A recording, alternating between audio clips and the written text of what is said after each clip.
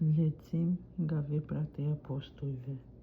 Në atë kohë, me të rritur të numrit të nxënësve filluan ankesat e hebrejve që flisnin greqisht kundër hebrejve, vendas pse në shërbimin e përditshëm po I lini pas doreve jushat e tyre.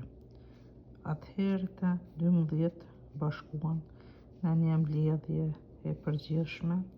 Nxënësit e u thanë: nuk është e drejtë ta lëm predikimin e fjalës së hyjtë për të shërbyer në tryezë.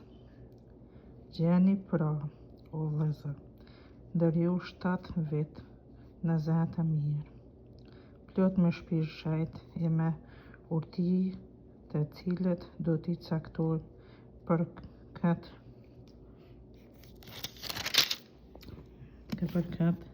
detyrë, kurse ne do t'i kushtohemi krejtësisht uratës dhe shërbesës së fjalës. Propozimi I pëlqeu krejt mbledhjes së nxënësve.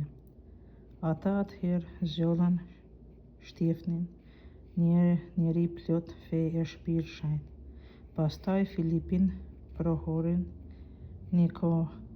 Nikanorin, Timonin, Parmenin dhe Nikollën, proselit prej Antiokisë.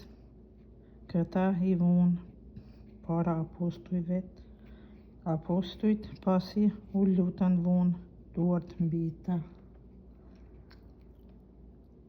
Fjala e hyjtë vazhdonte të shtohej shumë numri I nxënësve në Jeruzalem dhe shumë priftërinj e pranonin fen.